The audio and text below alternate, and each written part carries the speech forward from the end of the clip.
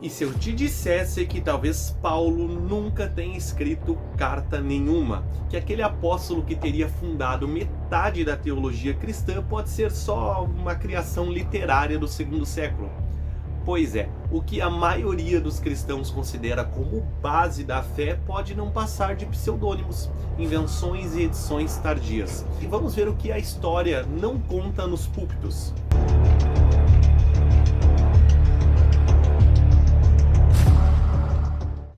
Nesse vídeo nós vamos abordar essa tese que circula dentro de alguns grupos acadêmicos de que Paulo, as cartas de Paulo são lá do segundo século, muito tardias. Por enquanto, nada comprovado, mas existem estudos sérios que corroboram com essa tese. Se Paulo escreveu tantas cartas importantes, por que ninguém do primeiro século parece conhecer esses textos? Clemente de Roma, lá no ano 95, fala de fé, obras e até usa frases parecidas com a de Paulo, mas nunca cita uma carta específica. Inácio de Antioquia, no ano 110, escreve sobre igrejas, bispos, presbíteros, mas cadê as cartas de Paulo? Silêncio. É só no segundo século que Paulo aparece de verdade, nas mãos de Marcião, um líder considerado herege pela igreja. Estranho, né?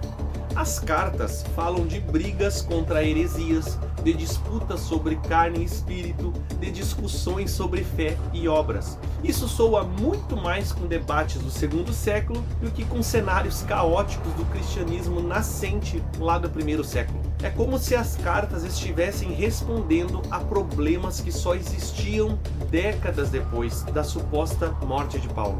Até dentro das cartas ditas autênticas há incoerências.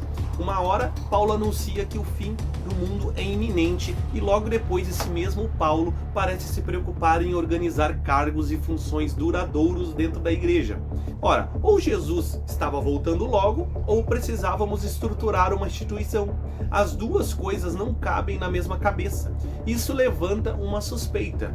Não seriam textos de diferentes mãos, em diferentes épocas, depois costurados como se fossem de um só homem? E Marcião, no século II, foi o primeiro a reunir um conjunto de cartas de Paulo.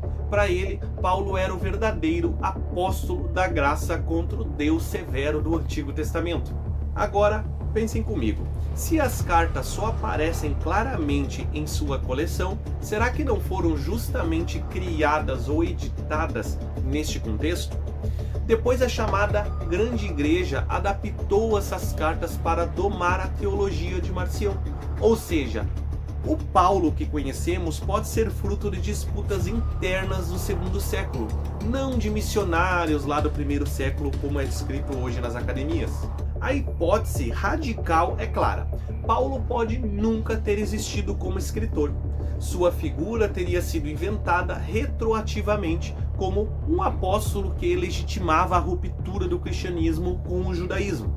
Um personagem útil para justificar a nova fé, agora universal, desvinculada da lei judaica. E suas cartas, pseudônimos do segundo século, escritos por diferentes escolas, adaptados conforme a necessidade e só depois canonizados como palavra de Deus. Você já parou para pensar que a base da fé cristã pode estar construída em cima de pseudônimos e invenções literárias? E se o apóstolo dos gentios, aquele que moldou a teologia de milhões, nunca tivesse escrito uma linha sequer? Talvez a pergunta não seja se Paulo escreveu, mas quem no século II precisava que ele tivesse escrito. Reflita, pessoal, tem algo errado na história do cristianismo. Desde Paulo, nada bate, todo o cristianismo é costurado com diversos evangelhos, diversos textos muito posteriores, tudo costurado para construir uma nova religião.